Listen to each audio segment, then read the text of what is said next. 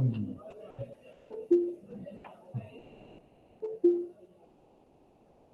morning, ma'am.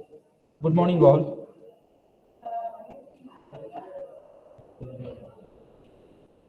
We are here for the session 1 of day 2 actually, and the topic today is methodology for e-content development. Very important topic. There is no point in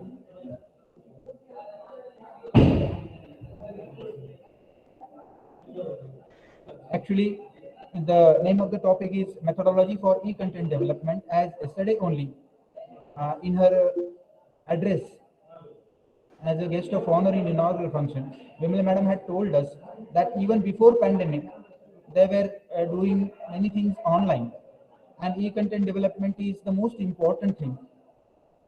Again, there is the same resource person, and I must say something about her that she is project head and joint director of Guru Angad Dev Teaching Learning Center. She is professor in the Department of Chemistry, very famous institute as Khalsa College, University of New Delhi. And in the field of e-learning and e-teaching, she had made tremendous contribution. She contributed a lot in policy making at national level as well, especially her contribution in making chemistry labs safe and environment friendly. Her ChemSafe lab module is very famous, and she is awardee of many awards. It's a big list again. Many awards were conferred onto her, like Best Teacher Award in 2020 of INSA, then Entrepreneur Award by the Ministry of Education, then Delhi Ratan Award, then Entrepreneur Innovation Award, and her design module have been published as one of the 3 best modules from India by the Department of Higher Education in Australia. So I request ma'am to continue on the topic methodology for e-content development. Thank you, Dr. Abhay, and good morning, each one of you. Let me share my screen, and if I want to know, you want me to be bilingual or purely in English? Anyone from southern part of our country, then I'll be sticking to English only. Otherwise, I can try to be bilingual. Yes, can I see your responses? Dr. Abhay, what is the profile of the participants here? Are they mainly from Maharashtra or from across the country? There are many participants from Tamil Nadu, ma'am. Tamil Nadu also. Okay, so thank you. I'll be more into than English. Fine. Because many times requests comes from especially states like Rajasthan, Maharashtra that become bilingual. Okay, so let me just share my screen and in the admin setting, can you mute this when the participants are entering, Dr. Abhay? Because in between there is whenever anyone enters, that's why we actually prefer Zoom platform where there is no disturbance. Let me see. So if you can mute, if there is a provision, I think that will be better.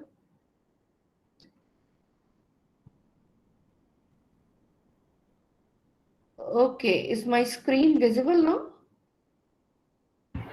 Yes, ma'am, your screen is visible. Yes, madam. Thank you. Thank you.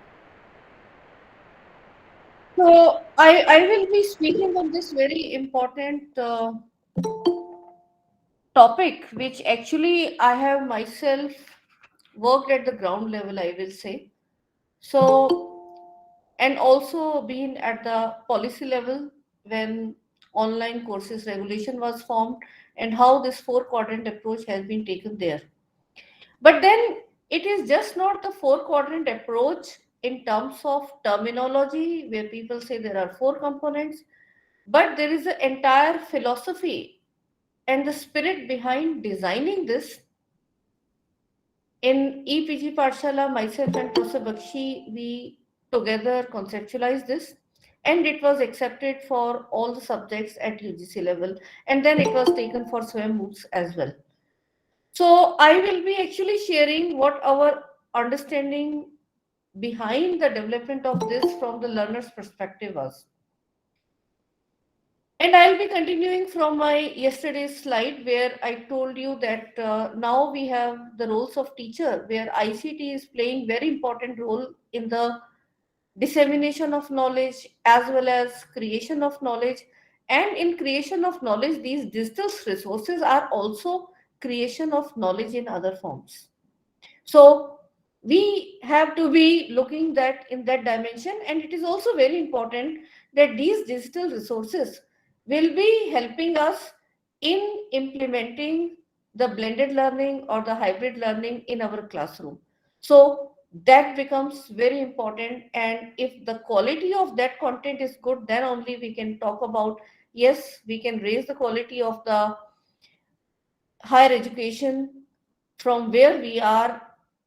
Although there are peaks of excellence, but still I think lot has to be done in each and every classroom. So in that way, these digital resources can travel into every classroom, and they can empower the teachers as well.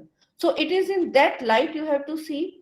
And if a group of teachers prepares good content, then definitely it is useful for them as well as useful for other teachers and students, definitely. So this e-content actually comes under the broader category of e-learning. E-learning means electronic learning or ICT enabled education. And if we talk about what is this E in front, is that important or the learning important? Emphasis is on learning. E is just a mechanism. As I told you yesterday, we have traveled from Guru Shishya Parampara, where we had the stones and leaves as a writing mechanism. But then as we advance further, the chalk and board, Takti Kalam, the digital technologies, all these are the medium. But what is happening between the teacher and the learner is that transaction is more important, and to have that more effective, to reach to more number of students, the use of technology becomes very important. So e-learning is a learning in a way that uses information and communication technology. And e-learning, we can say, is a general term. E-learning you can use in anything leaving the formal education also. So it's, don't think that only the formal education where we belong to is learning happening. E-learning is being implemented in corporate trainings, in any type of learning which is happening, including lifelong learning as well. But for e-learning, we need a content. You can look it from the analogy that when you go to classroom to teach, you also need some material, and the material you prepare either consulting various books in the form of notes, but then that is what is the print form or the handwritten form. Now if we try to convert that into digital, and that too, which is much more exciting, explaining the concept to the students in simpler form, that is what will become the e-content. So e-content is nothing but it is the digital content required for effective transaction using technology in the teaching learning environment. The teaching learning environment can be online, it can be offline, it can be in a hybrid mode. So we have to be looking into that particular perspective. And in the last 2 years, you must have noticed the inclination of your students also. I think going to library, they have decreased, and the use of digital resources, they have increased. And yet, although there are so many millions of web pages available, still there is a need of e-content which is aligned to their curriculum, which the teachers can use inside the classroom and then deliberate upon that into the various effective models like flipped classroom model. So in that context, e-content becomes very, very effective. And now e-content can be a part of either simply individual contents, I'll come to that, or it can be part of entire MOOCs. When you design one MOOC from your university perspective, institution perspective, or otherwise if you get opportunity, or the pure online courses, or as open educational resources. You can develop them in any of these format. But whatever you design, whether you design MOOCs or you design online courses or you prepare open educational resources which are digital, then definitely the role of e-content is most important, because platforms are many, but that's where the success and failure of any content lies. If the quality is good, the students will be using that. If it is not good, then obviously you are wasting your effort. There is no use of these particular content. So it should be definitely useful for you as well as your students. And that when I say you means teachers of your subject at entire national and global level as well. So to begin with, are these e-content? Long way back, even before the EPG Pathshala project, I happened to work at some university level project also. And many front runners who were in policy making, they were also not clear about what is e-content. They said that yes, we will scan the books and put them as e-content, as docs or PDF. No, that is not the idea. Still, if you do a survey, majority of e-content, the so-called e-content, is more of text and scans or maximum PPTs. Now there is more video content which is being generated. So try to understand there are different formats of content, and then they can be interactive format. Interactive format will mean that if you look at online quizzes, those type of things. So you tell something and the student will respond, the machine will again ask something, so they become adaptive and interactive content. So there are different formats for making different types of content, but then you have to be looking into what all requirement from the learner perspective, and that is what I'll be taking it, how it has been designed into the 4-quadrant format. If you look into these Word doc or PPT, they are digital, but they are yet printable. So we will call them, although they are digital content, but they are static content because they are not dynamic, they are not moving like a video or like some interaction happening. So you have to now understand these terms. One is static content. Static content is the base, and then based on this, we will be developing into e-content. So static content will be just a Word doc or a PowerPoint or any other file where you can have something which can be printed. So then question comes, what is e-content? E-content will be a combination of static content along with multimedia enrichment of it. So what does it mean? That is, static content, you have text, images, graphics, which you have in the print medium. If you add audio, video, visuals, animations, simulations, interactivity, which only technology can provide. See, these multimedia enrichment cannot be done in a print form, which is book or any other published material. So that's where the e-content is more dynamic and more accessible, more useful. There is less cost because if you have some base, you can always rework and so on. So there are different dimensions where the print and digital media is being compared, and definitely the digital content is the way ahead, because in every nook and corner of our country, we can spread this and try to use it in our classroom. So this combination is then called as e-content, and it is uploaded and accessed through internet. Obviously, internet, again, you either use from desktop, laptop, iPads, or smartphones.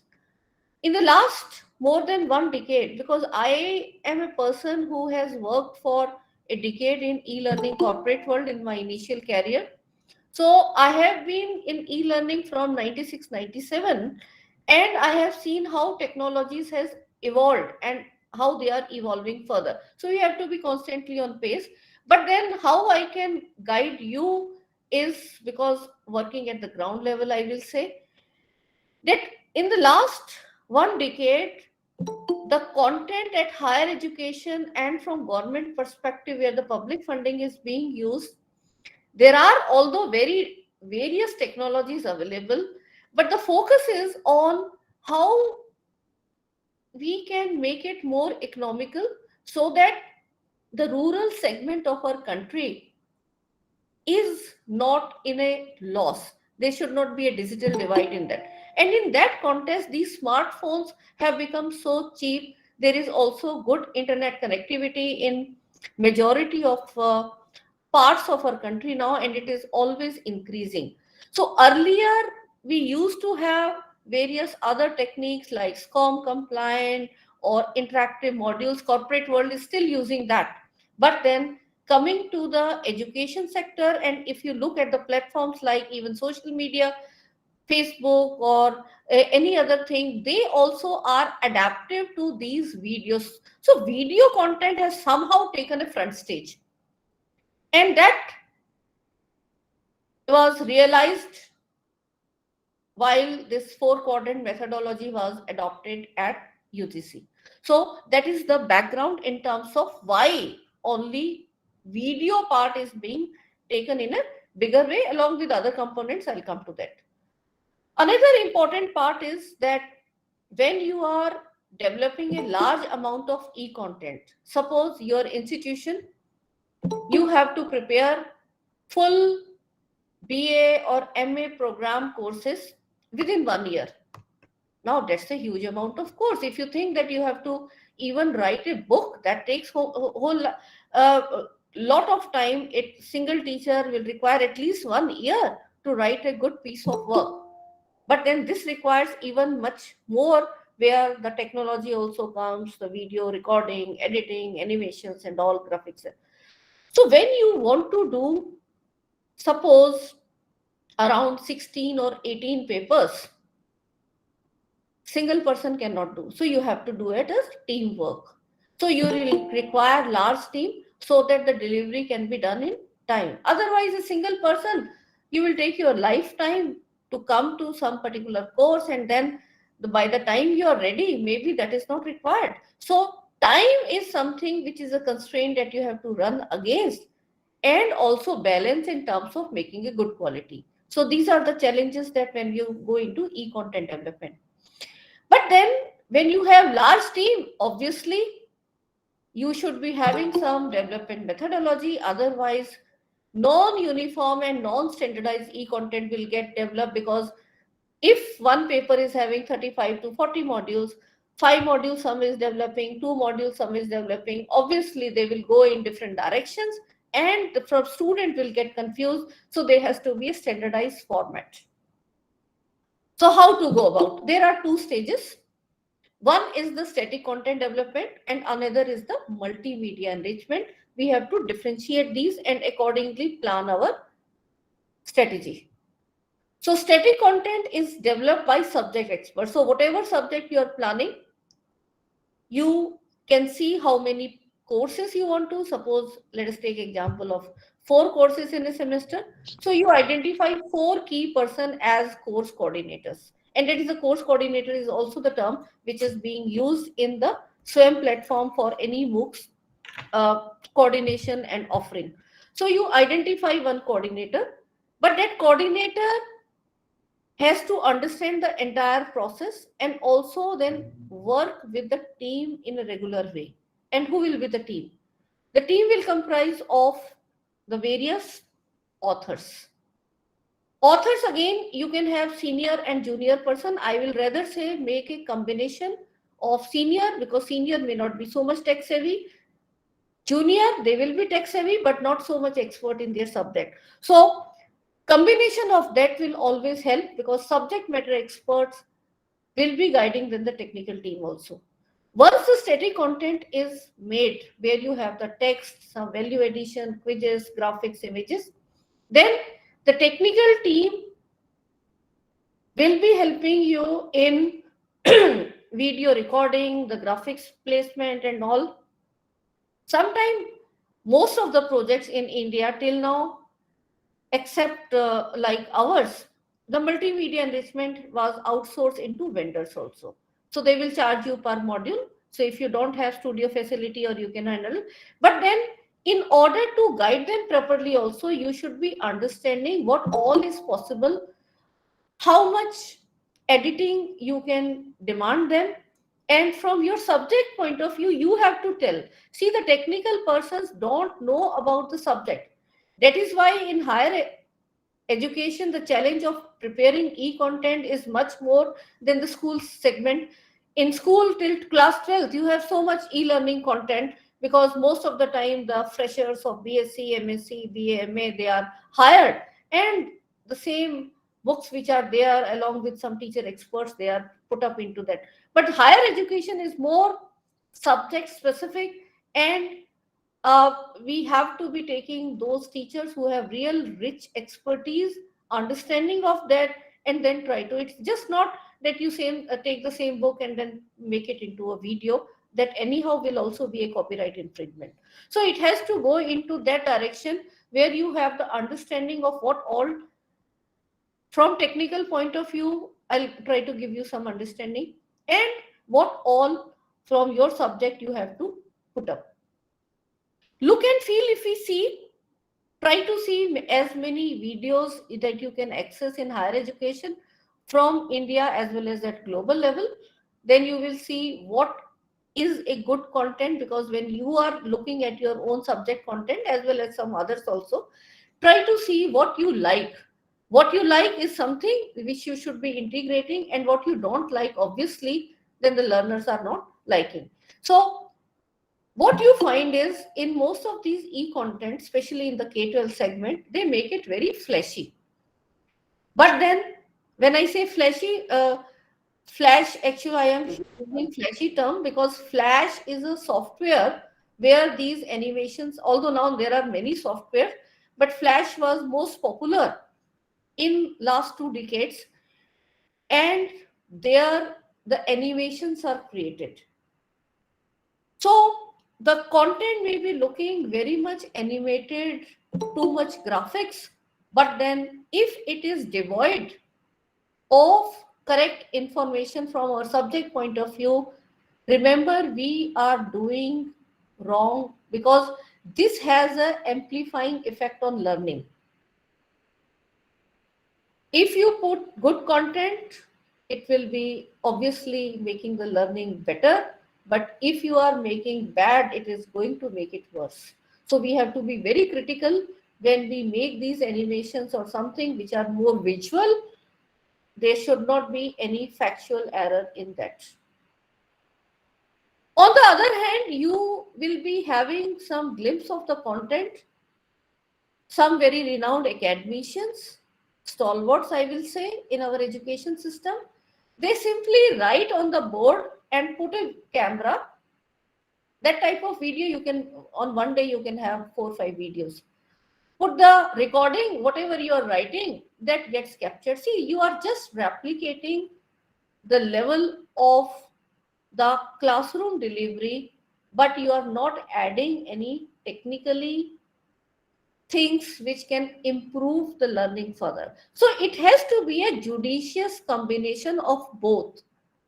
What you require from your subject and what technical combination with software, where graphics, where interview, where animation, and all that has to be looked from a learner requirement. When I say learner requirement, I will give you a simple example. If you have to make a e-content for, say, class first or second students, obviously you will use characters which they love in comics or otherwise from some movies, so that they are interested towards learning, because that's the way where you can catch them and say, okay, I'll teach you 1 plus 1 is 2, but then this is being done by one Mickey Mouse, this, and whatever character. But then if you employ the same strategy at higher education, student will what is this? Are we kids? So try to understand the requirement from learner's point of view, whether it is subject or it is the technical space. And that is what is the blend which will give you good quality e-content. And this actually is encapsulating the entire instructional designing. Those who want to know more, you can do even PhD on instruction designing. There are various model, and I especially like the ADDIE model. So based on various model, we have taken it further. Another very important thing when we go towards the 4 quadrant is this modular. Now this module term is being used in different ways. Sometimes in syllabus, one module will mean 3-4 chapters. That will take around 10-20 classes. But then the modular format here, why modular? Modular will mean it is small module where we can do reusability, that is mix and match option is there. Why mix and match option is there required? Because as we go further, these will have more shelf life, even more than our lives. After 100 years, after 200 years, if our produced content gets used by some other teacher, how much less effort will we like them to do? So you have to look in terms of posterity, that as different universities at national level, because when we prepared EPG Pathshala content, 70% was common, but then 30% variation, which is allowed for every university. So how different universities can remove that 30%, and that 30% will also vary from one university to other. And as you go further, the adapt to syllabi changes. Suppose that particular topic, out of 35 modules, 30 are fine, but I want to remove 5 and I want to add more 5. So that is also possible. Excuse me. And this has to be done as per the learner's need, because learners also, now we are also talking about there are so many learners who will like that, okay, these initial modules I don't want to study, I already know, so I want to jump to this particular, and that way it becomes good from learner's perspective, that if you have a modular content, that becomes useful from all the perspective. Another very important factor when you prepare e-content is the authenticity of the origin and the integrity of the content. What we say is the source, because now when you refer to some content, you'll always look, okay, from where it has come. In WhatsApp also you are getting so many content. They may be real news, they may be fake news, but then authenticity comes. So look in that dimension. Suppose some of your video goes in WhatsApp, and that can happen with each and every component of your content. So each and every component of your content must be mentioning the entire development team in terms of their names, their affiliation, and their role in production of that very particular content. Both ways, it will incentivize, because see, we all academicians are working for our academic recognition, something that I have prepared. Obviously, I'll be so happy to see my name is there, and then so many others are using. So in that spirit, and as well as for authenticity from learner point of view, they will know, oh wow, this is a EPG Pathshala content where so many teachers are involved, and this is something which will be more useful than any other content where there is no proper source from where it has originated. Because now digital resources anyone can upload, but then you have to be looking into this very important aspect, and that's why we now call as a term of packaging. So when you package your content in any form, whether it is a Word doc or a PPT or a video, or you make the interactive pages on LMS, even the LMS designing, you should be putting those credits.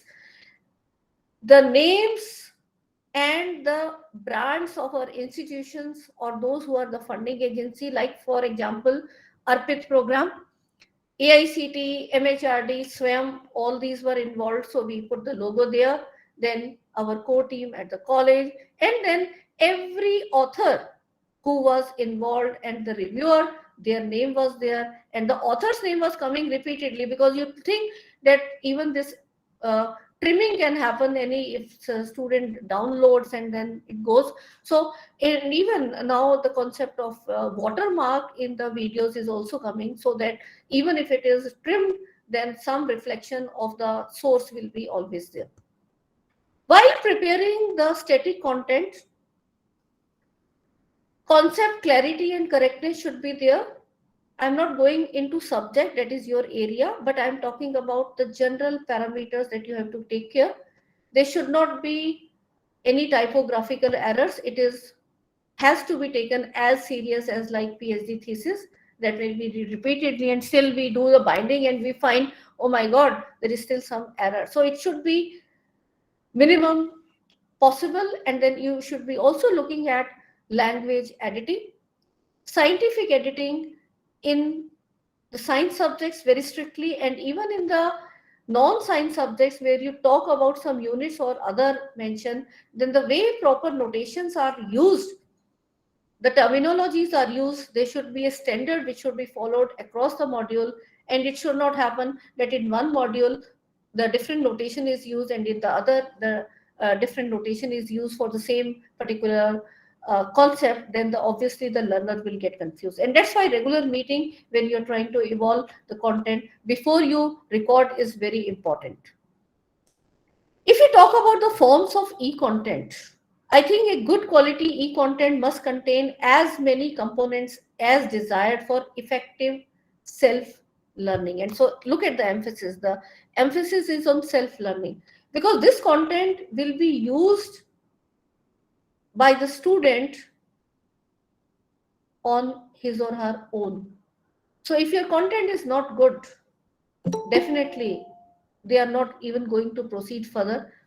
Look at when you watch the TV channels, so many channels are there. Gone are the days when we had only limited and whatever was shown we used to see. But now, within even less than a minute, I think we change the channel if we don't like the content. So the same has to be looked up from this perspective, that it has to be effective self-learning, which we can highlight. So what should we include now? Prerequisites are the thing which the student should know before understanding that very particular topic. And that prerequisite can be from related subjects. Like for some chemistry topic, I will be requiring knowledge of logarithm tables of maths. I'll be requiring some physics equation. I'll be requiring some biology concept. So all those you can list along with the main subject prerequisites which are there in their earlier classes, that yes, you should be knowing this, then only you will be able to understand. This will actually help the students to build up the base, and especially the students who are, I'll not say below average, but yes, there are different type of learners and each one has their skills in different dimension. But those who are not able to recall the earlier topics, then they will be helped that yes, these topics you should be doing, and then the learning outcomes, entire concept of outcome based education fits here.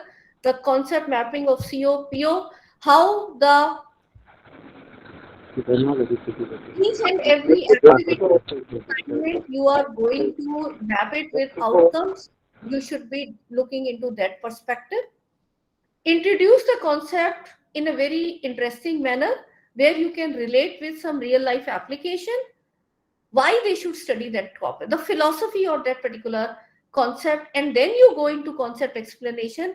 And in between concept explanation also you can add some activities, you can add some project work that they can do or other teachers can guide their students to do. And if there are some numerical problems, then how you give some solved problems going from lower level of difficulty to higher, and then give more questions in terms of assessments of different types and different difficulties.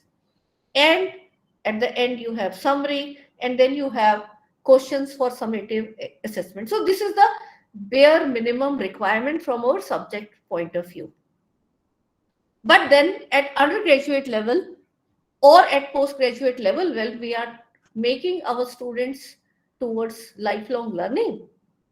And in this changing dynamics, when the students have to be always unlearning and relearning, we should be able to diffuse the boundary of the syllabus and promote the self-exploration to know higher and related content. And also some content where we can infuse excitement for learning that very particular subject or content. And that's where comes the role of, did you know, some interesting facts, common misconceptions, timelines, historical perspectives, Nobel laureates, case studies, web links, etc. And you can think many more. These may not be evaluative. You can identify some of these as evaluative the moment you put them as serious activity or project work, but then otherwise this becomes optional, and depending upon different interests of the student, they can go into knowing these. And in your classroom teaching also, looking at your learners requirement and the context, you can pick up these and discuss in your classroom as well.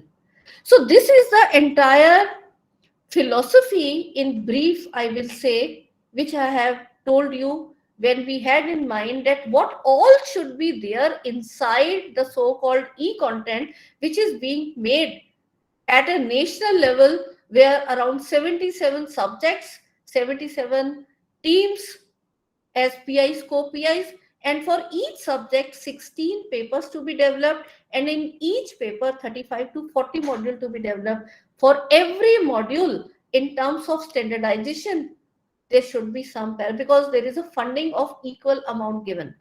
In the initial stage, when some pilot was done, even at my 6 subjects, there is also a non-standardization which I could observe. And the non-standardization was in terms, I will not name the subject, some subject in one particular module, oh yeah, within 10 minutes I am able to deliver the video.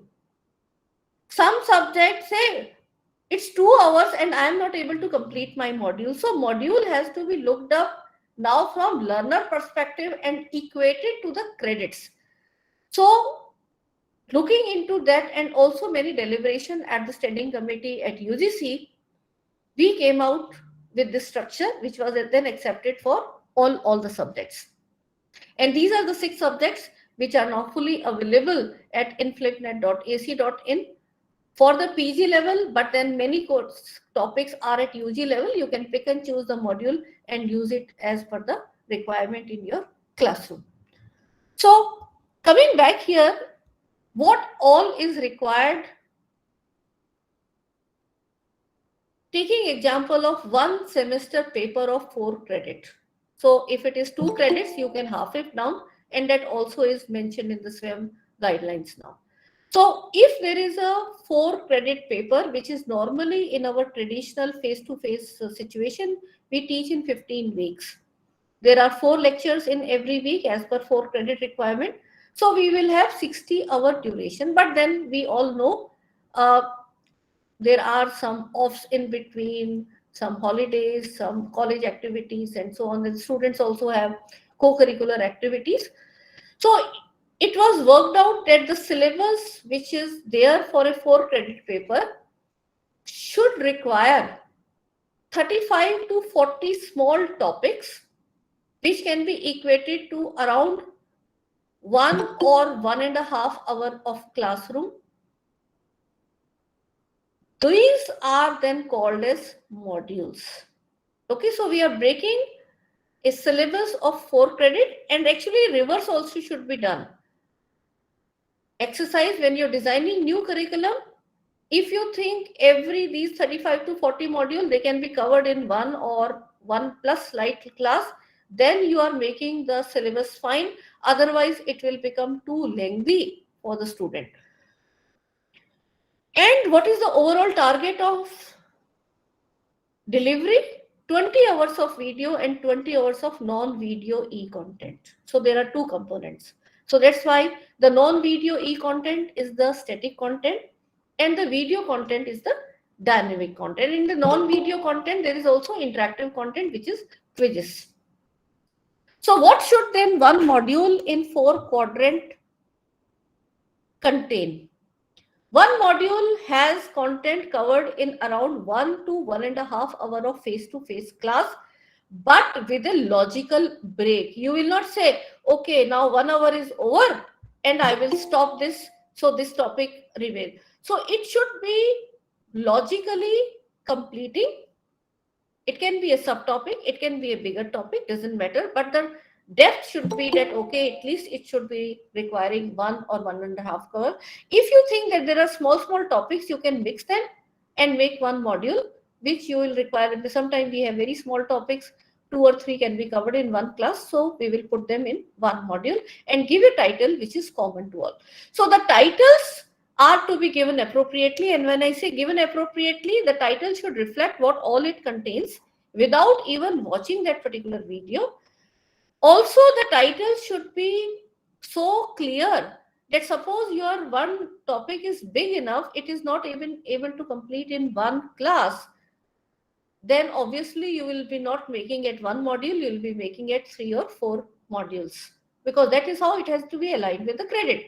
So when you are making that particular topic in 4 modules, obviously your title should be reflecting this particular topic, part 1, part 2, part 3, part 4, so that in the future, if some other team of teachers who was not part of this making, they want to identify and use it in their LMS or in their classroom delivery, they know, or in making the curriculum, okay, these 4 modules, either I remove, don't take all these 4, or I take all the 4 together. So that is how it should be, the spirit, and taking it further.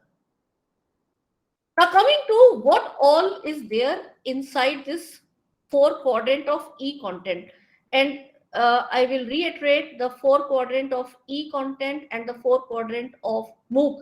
There is slight variant, but you should always start in making 4-quadrant of e-content, because then you get double the benefit of API as in the UGC CAS 2018.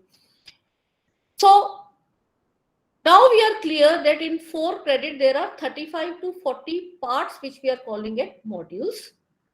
Every module which is pertaining to my, say, one class delivery, okay? Every module will have these 4 types of content, and that is why the 4-quadrant thing. What are these 4 types? One is a self-learn video lecture, or simply you can say there is a video content. You can give any name. The self-learn name was given for EPG Pathshala. That's why I'm using that. But it can be any. So basically, it is a video lecture or video having text, graphic, visuals, animation along with the speaker. But even the speaker may not be there. It has to be good, interesting video. So this is just trying to enhance what we teach in the class. But when we teach, we are just using the board. But here we have a provision where we can have good quality graphics, we can have more visuals, we can have animations, so that the learning becomes more effective. But this is not the entire thing. If you teach in class, is that sufficient? No. The student should be having some reading material which they can access on their own, because many type of learner will still prefer reading. And in video, you cannot contain everything. Some detailed discussions, some more case studies, some numerical problems, all those then are contained in e-text. So I will say e-text is an elaborate version of this video, and you should start preparing content first from making the text, which is the main part of this 4-quadrant approach.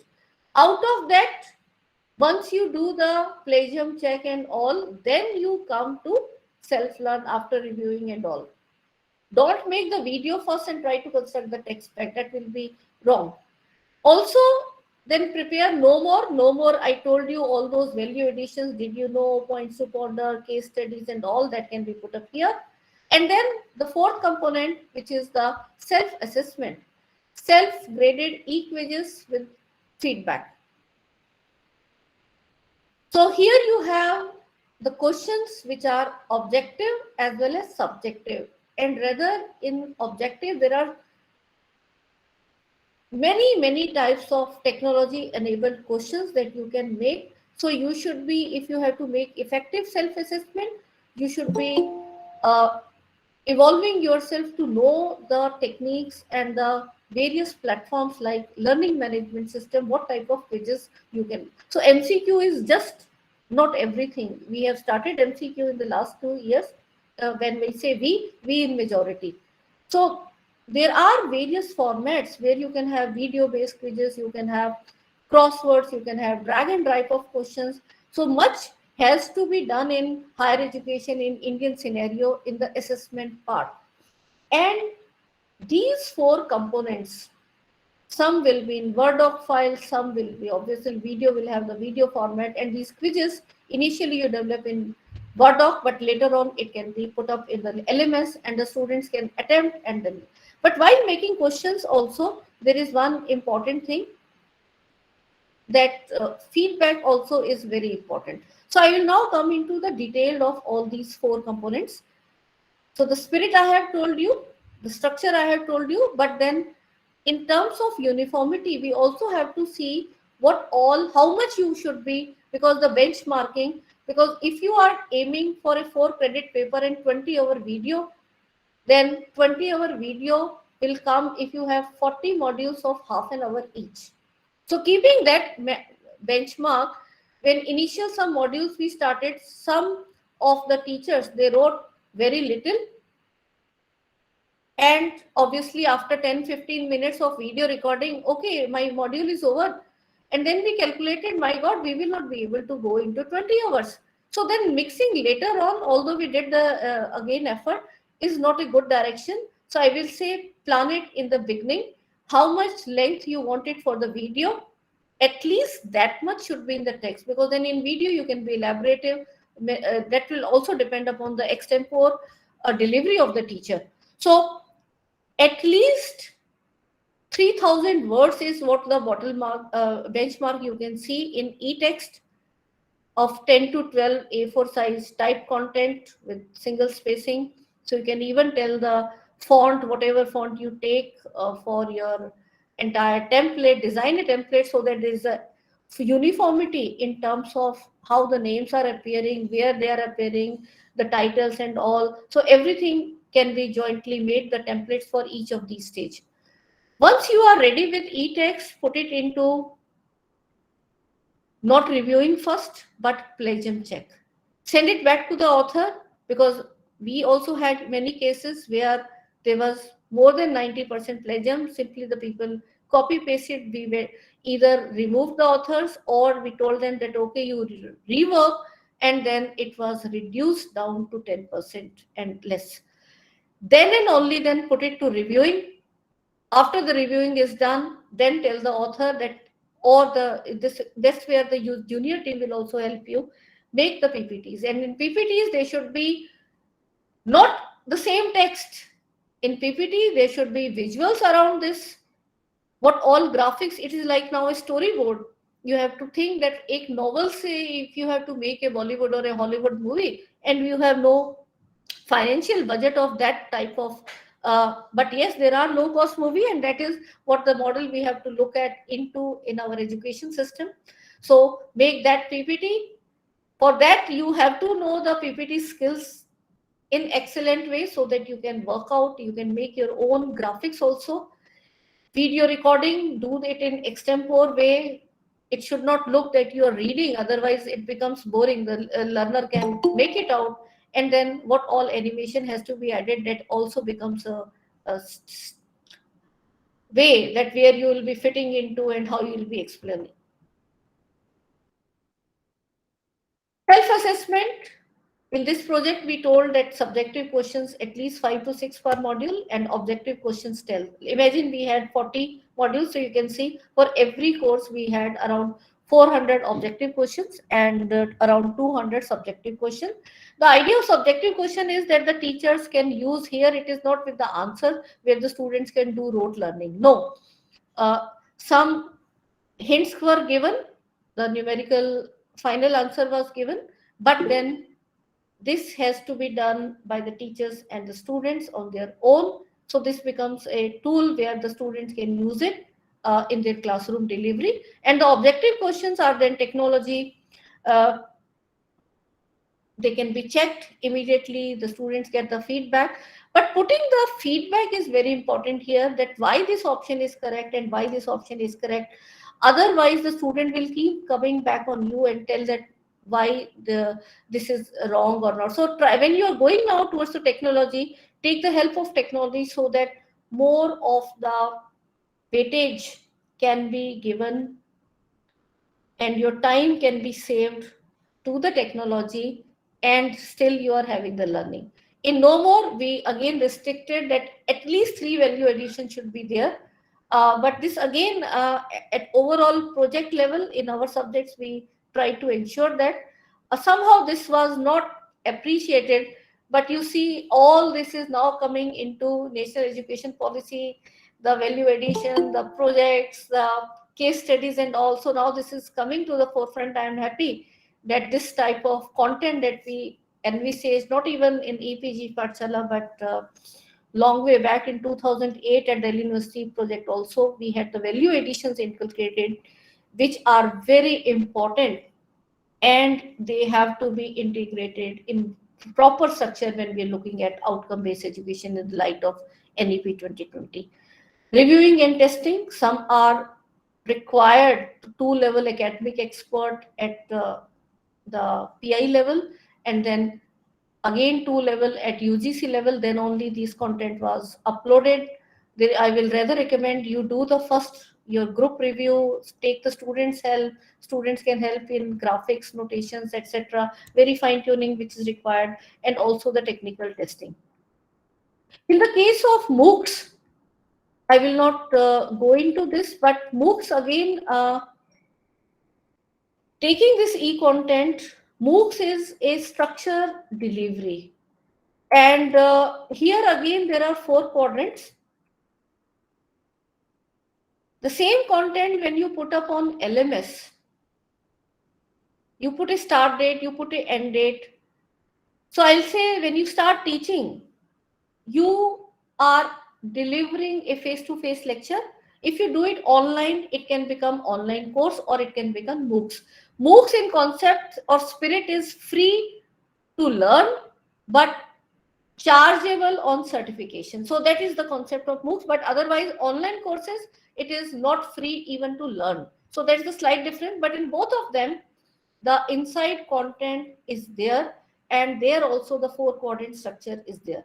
How this 4 quadrant is slightly different is one new thing is come out, which is discussion forum. And you have video, you have question, and all the written material is clubbed together as one of the content. Many people say, why not 5 quadrant, why not 6 quadrant, why not 7, and so on. See, if you look in spirit, when I say everything written comes in 1 quadrant, where is the scope of it? Then you can have interactive, all the thing which is interactive, whether it is video or any other interactive animation or simulation.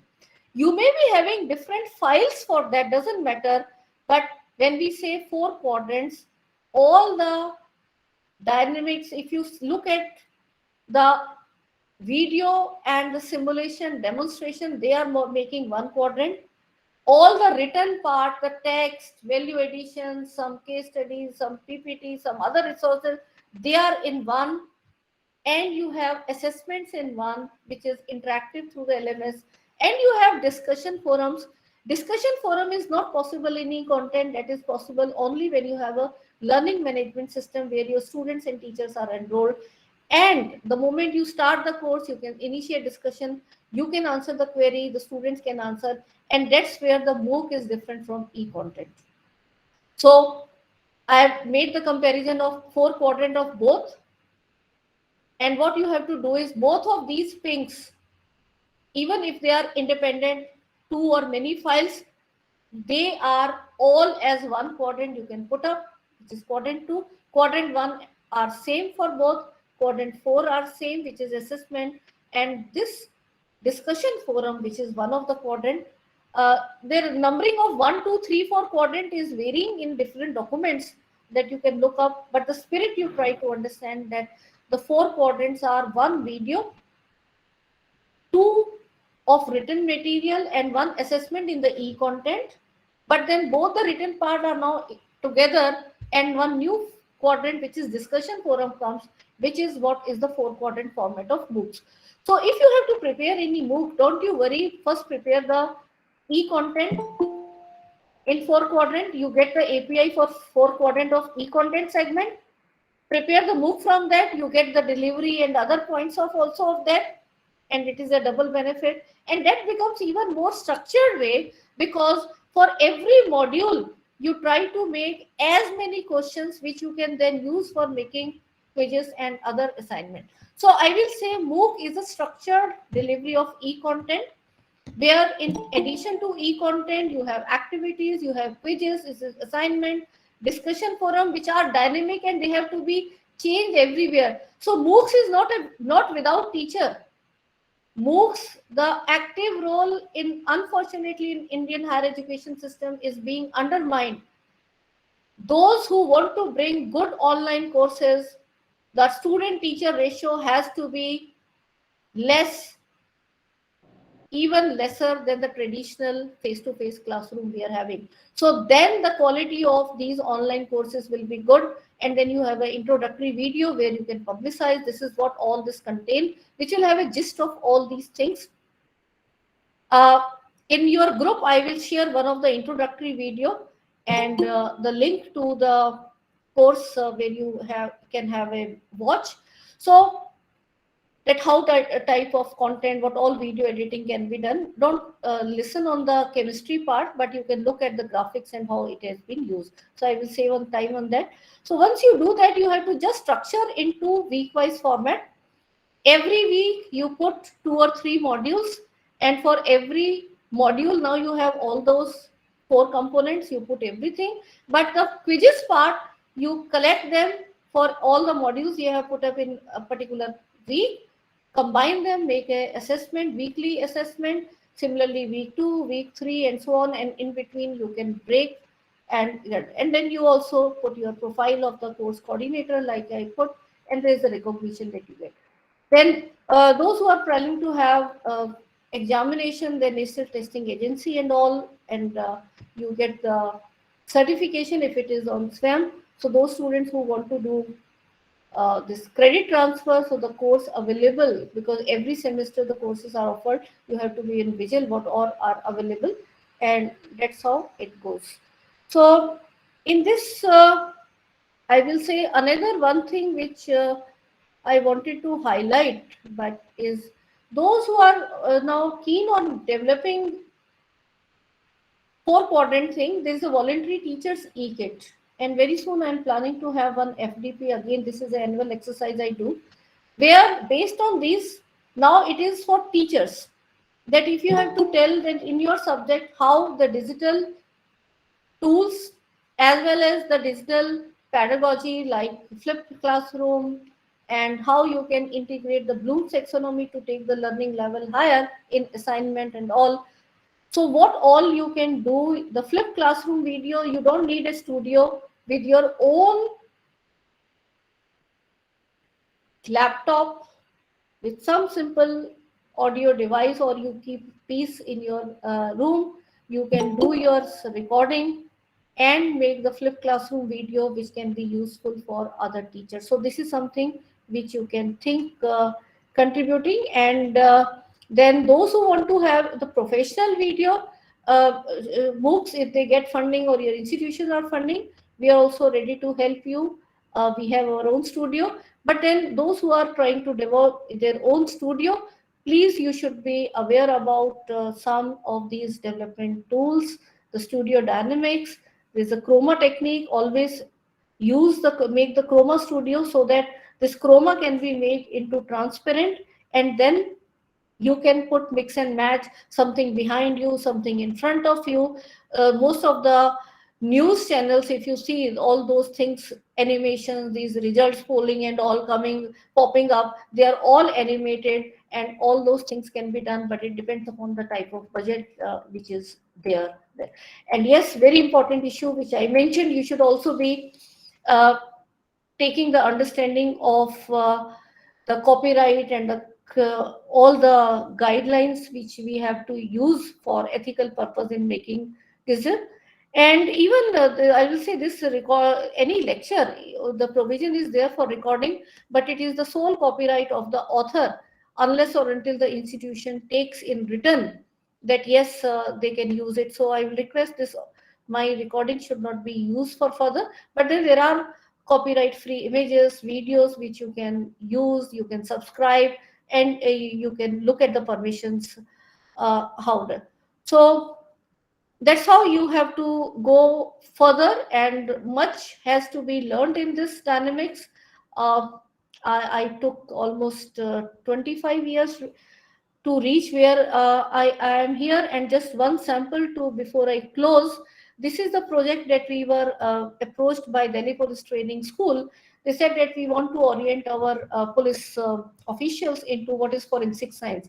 And in our college, we also have a PG diploma in forensic science. So having that unique combination of their subject expertise as well as technical, we thought that we have to make a around 1 hour video for their requirement. And there are different topics in this. So rather than one speaker, we thought we will have many speakers so that it becomes interesting.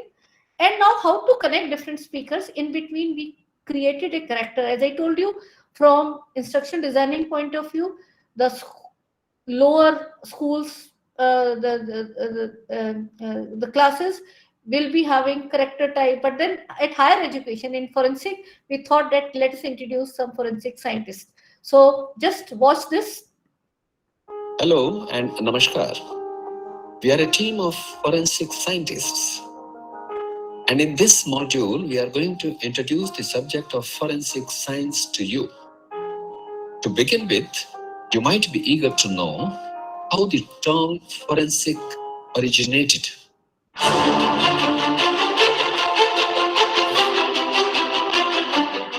The term forensic has originated from the word forum, which during the times of ancient Roman Empire meant a public place where the Senate used to conduct its meetings. The Senate was primarily concerned with the legal matters. And for this reason, forensic science is broadly defined as the application of science and technology to criminal and civil laws. Now, are you noticing the delivery has to be neither too fast nor too slow? It should be comprehensible by the learner. Science, and what are the various branches of forensic science which have emerged in the recent times?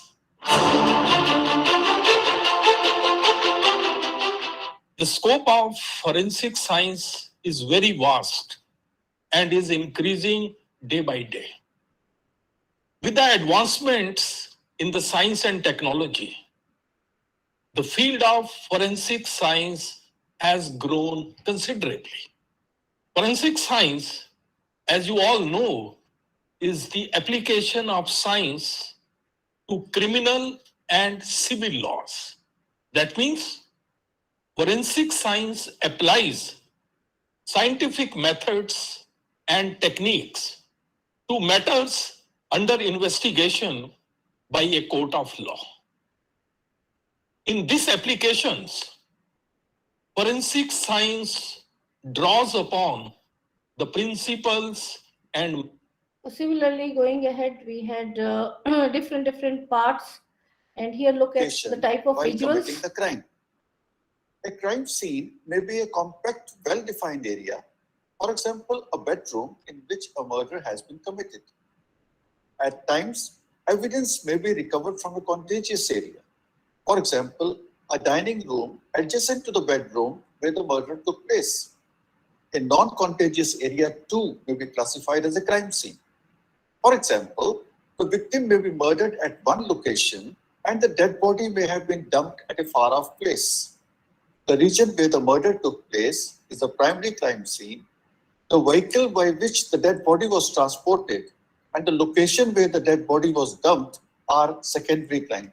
So see how this, maybe it's a new concept to you, but it is something generic. That's why I picked this video out of more than now 5,000 modules that we have prepared over the last more than 10 years now, is common to all.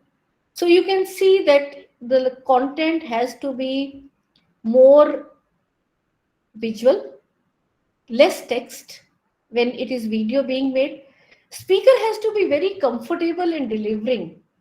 So try to work in a team. Don't worry that if you are the author and someone else is presenting, but that someone else has to be from your subject.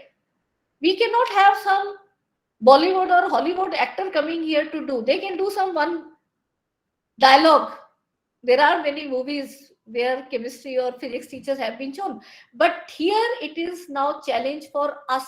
No one else can do, because we are our subject expert and each of you have that opportunity. So with these words I will stop, and although this is like quite a long, and rather there are requests coming to me that there should be some continued certificate course where I can keep on guiding teachers, come prepared with content and we take it further. So I'm working on this. Let's see how it goes. So thank you everyone, and any questions? I'm here.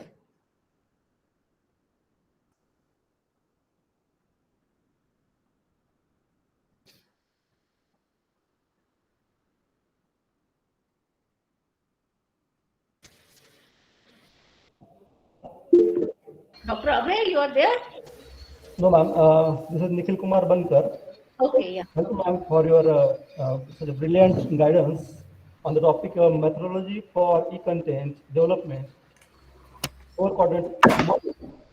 Real, ma'am, as you said, we need a good quality e-content material as per the level of learners, and that should fulfill both the requirement. That should be specific, subject specific, and technical specific requirements should be fulfilled in the e-content. Also, you told, ma'am, that authenticity and integrity both are the very important in the e-content. Also, you explained in a great way that one module in a 4 quadrant. What should be the amount of e-content in every module? Also, within a short time, you go through the MOOC on SWAYAM, it's 4 quadrant format of MOOC. I request other participants, if anyone have any queries or doubts related to this, please, they can unmute themselves and ask their doubts. I think there are two raised hands, Rajpal Yadav and Dr. Chetali. Please, yeah.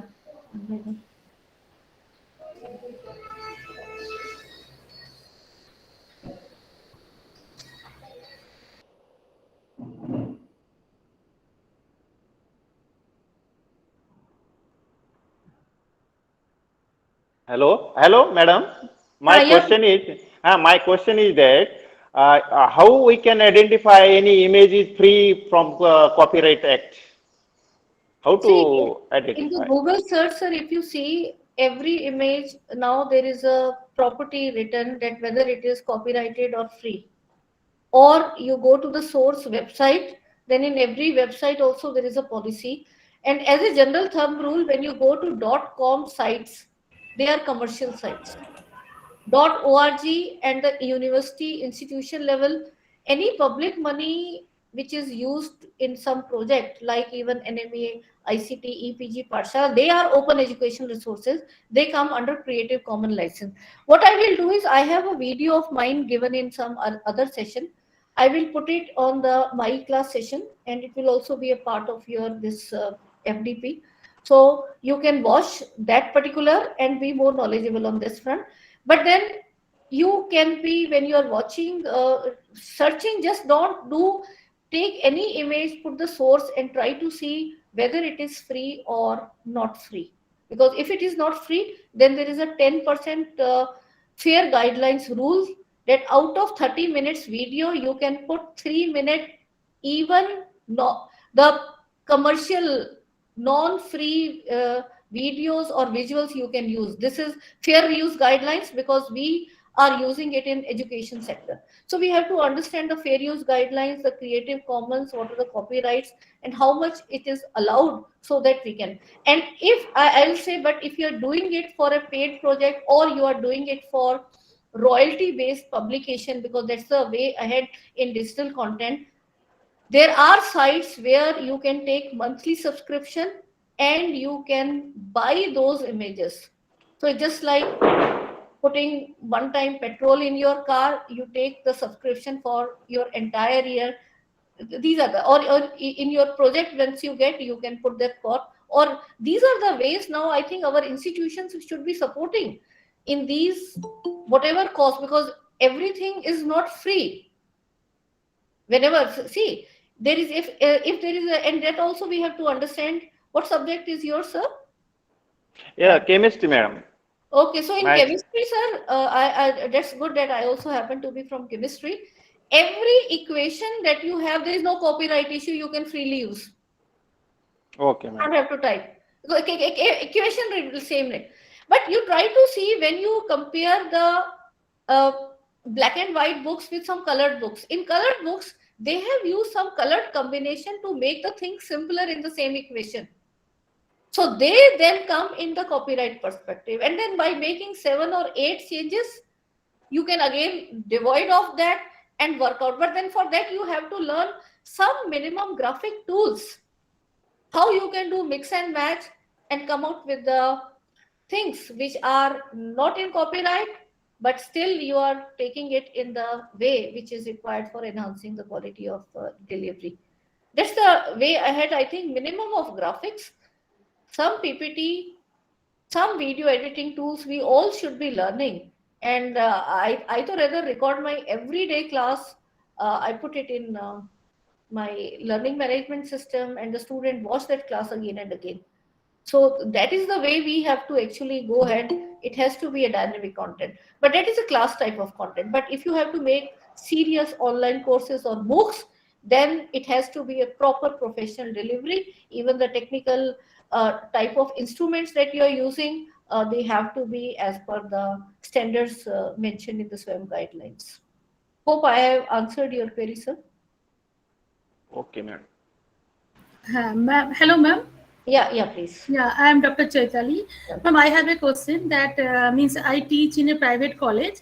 So, but is there any specific criterion that means I am interested to give the lectures or upload my content, means my lectures on MOOCs.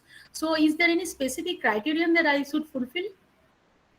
See, if your institution is NAC 3.2 NAC accredited. above, 3.2 A above, grade, ma'am. A grade, ma'am. A grade. See, try to look at online regulations now. There's the joint regulation for open distance education and online courses regulation. Earlier, they were two separate regulations, but now they have been clubbed together. So, if your institution fit into that category, you can approach your statutory bodies and you can float online courses. Why not? At the moment you for online courses, you can have your students and your entire team can make the online courses, and that's one form. Other thing is, as individual, you can approach your institution that if you allow the credit transfer, then you can approach for funding to the national coordinators. For UG level, it is CEC. PG, it was UGC, and all that role, although it is at UGC, but merged with the handling at CEC. So you can write down there. For self-paced courses, you can approach to AICT. For management-based courses, you can write to IIM, who is the national coordinator. For engineering courses, somehow NPTEL has already done majority, but still they are the national coordinator. I cannot comment on that. how much they are left up with.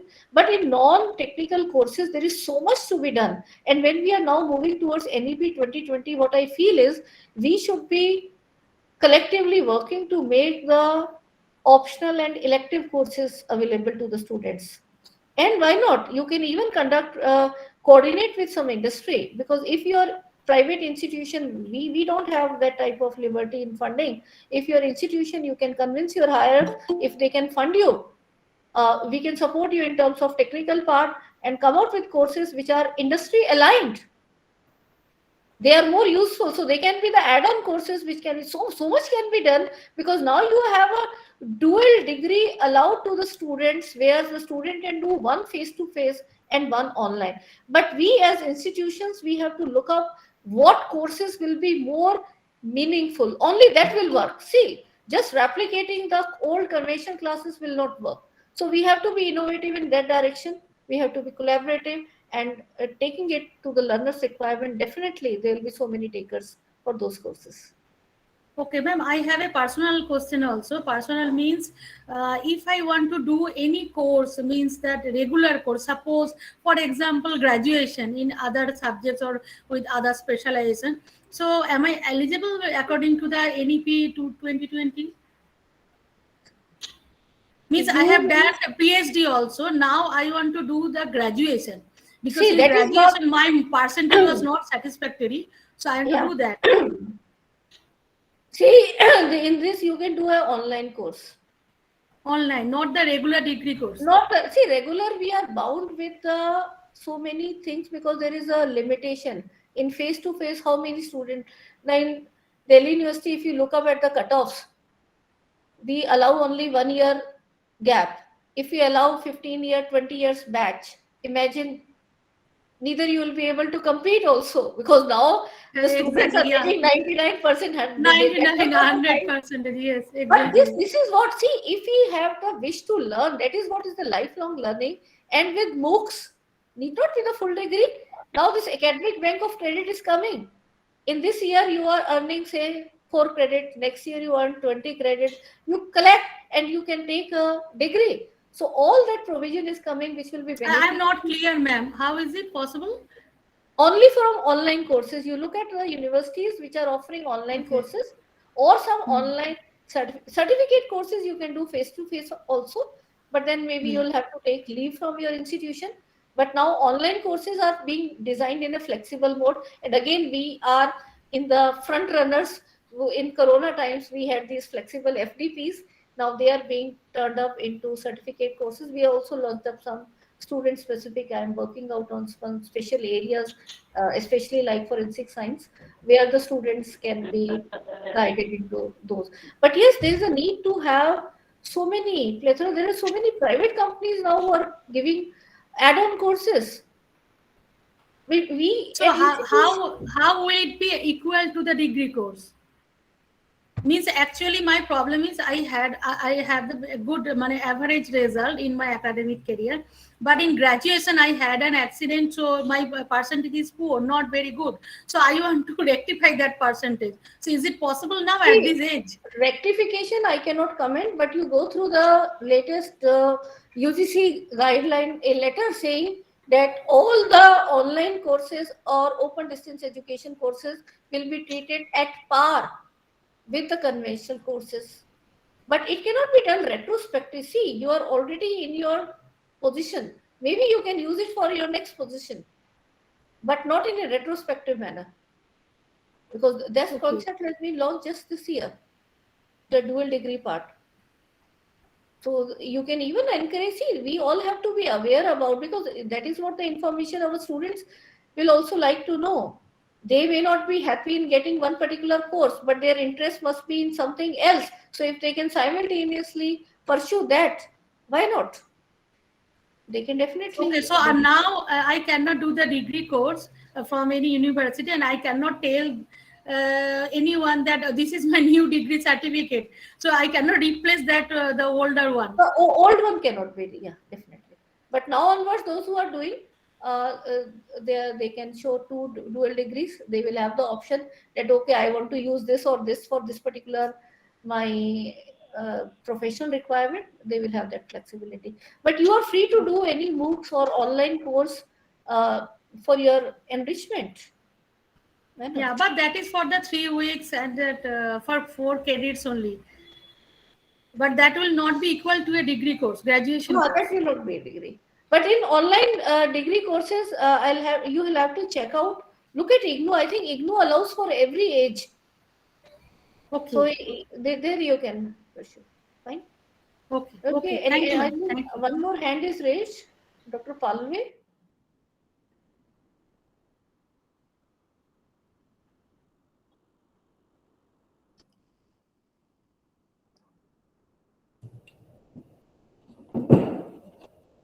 I think Are there's a there question. any more questions?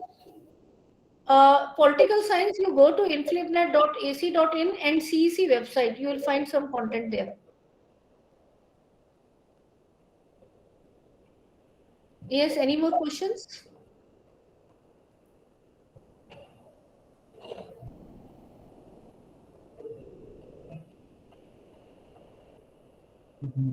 If no questions, let me do the vote of thanks. Thank you very much for your extremely informative session, ma'am.